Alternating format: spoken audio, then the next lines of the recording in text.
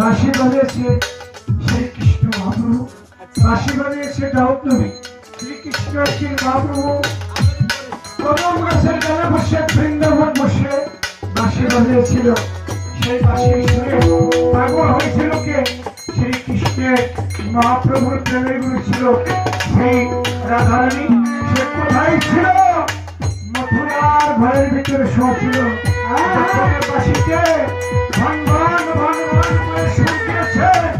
ওই সুরে ওইকে পাগল হয়ে ওই কদম গাছতলা বৃন্দাবন চলে গেছে রাধারানী।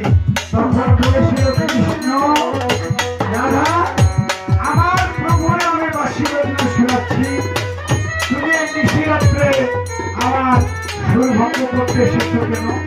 সেদিন রাধা কেটে কেটে বলেছিল, কৃষ্ণ তুমি তোমার প্রভুরে বাঁশি বাজনা শুনেছ, তোমার বাঁশির যে সুর, তোমার বাঁশির যে প্রেম, তুমি কি জানো এই আমার বুকের কাপড়ে সরে দেবো এই যেরকম বাঁশির ভিতরে আটটা ছাড়া রাধার পরিজার ভিতরে চট চট করে আটটা গান বেজে গেছিল।